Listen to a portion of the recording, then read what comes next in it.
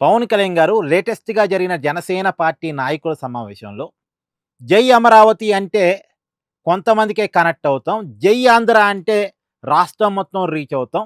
కాబట్టి జై అమరావతి ప్లేస్‌లో జై ఆంధ్ర అనండి అని ఒక మాట మాట్లాడారు. ఇప్పుడు ఆ మాటని ఎవరికి నచ్చినట్టుగా వాళ్ళు అన్వయించుకొని, చిలవలు పలవలు చేసి దానికి అర్థాలు తీసి పెడుతున్నారు. ప్రధానంగా వైసీపీకి అవకాశం దొరికింది గదా! చూసారా? పవన్ కళ్యాణ్ గారు అమరావతికి వ్యతిరేకంగా మాట్లాడారు. చంద్రబాబు నాయుడు ప్రభుత్వం మొత్తం గూడా అమరావతిని మాత్రమే ఫోకస్ చేయటాన్ని పవన్ కళ్యాణ్ గారు మెచ్చుకోలేకపోతున్నారు. అంటే నచ్చటం లేదు పవన్ కళ్యాణ్ గారికిది. అందుకనే అమరావతికి వ్యతిరేకంగా ఆయన ఈ కామెంట్ చేసినట్టుగా ఉంది అన్నట్టుగా వైసీపీ స్పాన్సర్డ్ మేధావులు దానికి కొన్ని అర్థాలు అద్ది ప్రజల్లోకి ప్రచారం చేసేటువంటి ప్రయత్నం చేస్తున్నారు. నిజానికి పవన్ కళ్యాణ్ గారు అమరావతికి వ్యతిరేకం అనుకోండి. అమరావతిలో జరుగుతున్న పనులకు వ్యతిరేకం అనుకోండి. ఎక్కడ చెప్తారు? క్యాబినెట్ సమావేశంలో చెప్తారు. లేదు చంద్రబాబు నాయుడు గారితో అంతర్గత మీటింగ్‌లో చెప్తారు. బహిరంగంగా కామెంట్ చేయరుగా. అమరావతికి వ్యతిరేకంగా అయితే మాత్రం బహిరంగంగా కామెంట్ చేయరుగా. పైగా అదే పవన్ కళ్యాణ్ గారు పదే చెప్తున్నారు. మేము 15 సంవత్సరాల పాటు కూటమిగా కలిసి ఉంటామని చెప్తున్నారు. ఇది కూడా వినపడాలిగా అందరికీ. 15 సంవత్సరాల పాటు చంద్రబాబు నాయుడు గారు సీఎంగా ఉంటారు. ఇదే కూటమి అధికారంలో ఉంటది. కలిసే ఉంటది అని చెప్పేసి పవన్ కళ్యాణ్ గారు ఇప్పటికీ దాదాపు ఒక 50 సార్లు చెప్పుంటారు. ఇప్పుడు జై అమరావత, జై ఆంధ్రానా అన్నది ఒకసారే అన్నారు. కానీ కూటమి, కూటమి ధర్మం అనేటువంటి మాటని ఇప్పటికొక 50 సార్లు పవన్ కళ్యాణ్ గారు మాట్లాడుంటారు.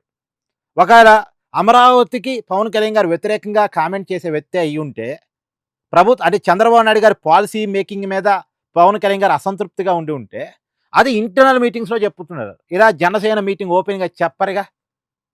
పైగా కూటమికి వ్యతిరేకంగా కామెంట్ చేసిన వాళ్ళని జనసేన వదిలేసుకుంటుంది.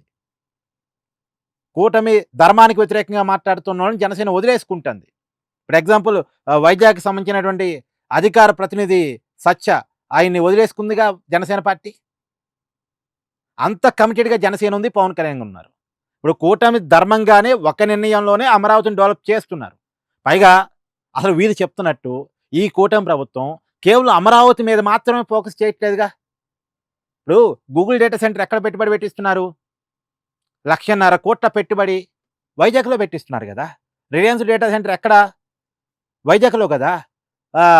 ఆర్సెల్ఆర్ మిట్టల్ ప్రాజెక్ట్ ఎక్కడ ల్యాండ్ అవుతుంది? ఉత్తరాంధ్రలోనే కదా! అనకాపల్లి జిల్లాలోనే కదా! సో, చాలా పెద్ద ప్రాజెక్టు. 1,00,000 కోట్ల విలువైన ప్రాజెక్ట్ అన్నీ కూడా ఆహ్, వైజాగ్ తీర ప్రాంతంలోనే, ఆ ఉత్తరాంధ్రలోనే పెట్టుబడి పెట్టిస్తున్నారుగా. భోగాపురం ఎయిర్‌పోర్టు ఆగమేఘాల మీద కంప్లీట్ చేశారు. ఎక్కడది ఓపెన్ కాబోతుంది? ఎక్కడ నిర్మించబడింది? ఉత్తరాంధ్రలో కదా! వైజాగ్ పరిసర ప్రాంతాల్లో కదా! ఇప్పుడు అంటే కేవలం ఒకే ప్రాంతాన్ని ఫోకస్ చేయాలని చంద్రబాబు నాయుడు గారి ప్రభుత్వం అనుకోవట్లేదు గదా! మన డిఫెన్స్ సంబంధించిన ప్రాజెక్టు ఎక్కడ ఓపెన్ చేశారు? రాయలసీమలో కదా! సత్యసాయి జిల్లా, ఉమ్మడి అనంతపురం జిల్లా ఆ ఏరియాలో కదా! డిఫెన్స్‌కి సంబంధించిన ప్రాజెక్టు చాలా పెద్ద ప్రాజెక్ట్ అది. రాష్ట్రానికి తలమానికమైన ప్రాజెక్టు. గతంలో కూడా చంద్రబాబు నాయుడు గారు ముఖ్యమంత్రిగా ఉన్నప్పుడు కియాని అనంతపురం జిల్లాలో పెట్టించారు గదా! చిత్తూరు జిల్లాలో, నెల్లూరు జిల్లాలో మొబైల్ అనుబంధ పరిశ్రమలు పెట్టించారు గదా! శ్రీ సిటీ కట్టించారు గదా! ఇప్పటికే అవి రన్నింగ్ అవుతున్నాయి. ఇంకా అవి డెవలప్ అవుతూనే ఉన్నాయి కదా! అనేక మ్యానుఫ్యాక్చరింగ్ యూనిట్స్ మొత్తం కూడా రాయలసీమలో పెట్టుబడి పెట్టిస్తున్నారు కదా! అంటే అన్ని ప్రాంతాల మీద ఫోకస్ చేస్తున్నారు గదా! ఇది పవన్ కళ్యాణ్ గారికి తెలిసే జరుగుతుంది. చంద్రబాబు నాయుడు గారు, పవన్ కళ్యాణ్ గారు, బీజేపీ వీళ్ళ కోఆపరేషన్‌లోనే జరుగుతుంది. ఎందుకంటే మొన్న రాజ్‌నాథ్ సింగ్ వచ్చారుగా సత్యసాయి జిల్లా అంటే అనంతపురం జిల్లాకి, ఉమ్మడి అనంతపురం జిల్లాకి. ఆయన చేతుల మీదుగేగా డిఫెన్స్ ప్రాజెక్ట్ ఓపెన్ అయింది. పైగా 1,00,000 కోట్లతో ఉద్యానవన హబ్‌గా రాయలసీమను డెవలప్ చేయాలి. రాయలసీమలో ప్రతి గ్రామానికి నీరివ్వాలన్న టార్గెట్‌తో కూటమి ప్రభుత్వం పనిచేస్తుంది గదా! మొత్తం అంతా అమరావతినే ఫోకస్ చేసి అమరావతిలోనే డెవలప్‌మెంట్ అంటే పెట్టాలనేటువంటి ఆలోచనతో ఏం లేదు గదా! చాలా సాఫ్ట్‌వేర్ పరిశ్రమలు వైజాగ్‌లో ల్యాండింగ్ అవుతున్నాయి గదా! టీసీఎస్, ఐబీఎం ఇవన్నీ కూడా పర్మనెంట్ క్యాంపస్‌లు వైజాగ్‌లో ఓపెన్ చేస్తున్నారు గదా!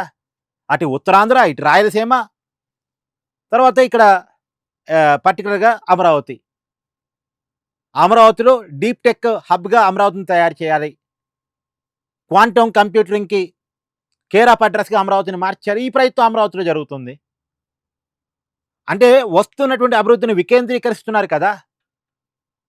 ఇది పవన్ కళ్యాణ్ కోఆపరేషన్‌తోనే జరుగుతుంది. పవన్ కళ్యాణ్ తెలిసే జరుగుతుంది. ఒక అండర్‌స్టాండింగ్‌లోనే జరుగుతుంది. అలాంటిది కేవలం అమరావతికి వ్యతిరేకంగా పవన్ కళ్యాణ్ గారు కామెంట్ చేస్తున్నారని మనం అనుకోవడానికి లేదు. కాకపోతే ఒక కామెంట్‌ని పట్టుకొని చిలవలు పలవలు చేసి, బయట ప్రచారం చేసి, కూటమిలో విభేదాలు సృష్టించాలనేటువంటి ఒక ప్రయత్నంలో భాగం. ఇదంతా కూడా విజయసాయిరెడ్డి గారు చెప్పారు గదా! టీడీపీని, జనసేనని విడదీస్తేనే వైసీపీకి అధికారం అని. సో, ఏ కామెంటు ఎలా ఉపయోగపడిద్దో అలా ప్రచారం పెడతారు వీళ్ళు. ఏ కామెంట్ ఎలా జనంలో తీసుకెళ్ళొచ్చో దాన్ని అలా తీసుకెళ్ళడానికి ట్రై చేస్తుంటారు. అందులో భాగంగానే పవన్ కళ్యాణ్ గారి కామెంట్స్‌ని తప్పుదోవ పట్టిస్తున్నారని నేను అనుకుంటున్నాను. ఇప్పుడు మొన్న నిన్న ఆయన మనోహర్ గారు మాట్లాడారుగా జనసేన పార్టీ తరపున. మా ఉద్దేశ్యం అది కాదు. మా ఉ ఇ ఇదే ఇది కాదు ఇది అని చెప్పేసి. సో, ఇప్పుడు జనసేన పార్టీ ఆఫీస్‌ని అమరావతిలోనే పెట్టుకున్నారు. పవన్ కళ్యాణ్ గారు తన మీటింగ్స్ అమరావతిలోనే పెడుతున్నారు. వాళ్ళ మధ్య కోఆపరేషన్ బావుంది. ఈయన పవన్ కళ్యాణ్ కోసమేగా పిఠాపురంలో వర్మని టీడీపీ పక్కకు పెట్టింది. సో, వాళ్ళ మధ్య ఒక అండర్‌స్టాండింగ్ ఉంది. వాళ్ళ మధ్య ఎలాంటి గ్యాపులు లేకుండా ఉన్న చిన్న చిన్న సమస్యలు కూడా పరిష్కరించుకుంటూ ముందుకెళ్తున్నారోళ్ళు. కాబట్టి పవన్ కళ్యాణ్ గారి కామెంట్స్ ఏదో అమరావతికి వ్యతిరేకమనో, లేదు అంటే చంద్రబాబు నాయుడు గారు అమరావతి మీద పూర్తి ఫోకస్ పెడుతున్నారన్న ఉద్దేశంతో చేసిందనో అనుకోవడానికి లేదు. ఆయనేందంటే పార్టీని అన్ని చోట్ల బలోపేతం చేయాలి. జై ఆంధ్ర అంటే తొందరగా రీచ్ అవుతాం. జై ఆంధ్ర నినాదానికి ఒక చరిత్ర ఉంది. ఆ నినాదానికి ఒక చరిష్మా ఉంది. ఆ నినాదంతో తొందరగా రీచ్ కావచ్చు అనేది జనసేన పార్టీ సభ్యులుగా ఆయన చెప్పిన మాట. పార్టీని బలోపేతం చేసుకోవటంలో భాగంగా చెప్పిన మాటది. యాహ్! దీని మీద మీ అభిప్రాయాన్ని కామెంట్ చేయండి.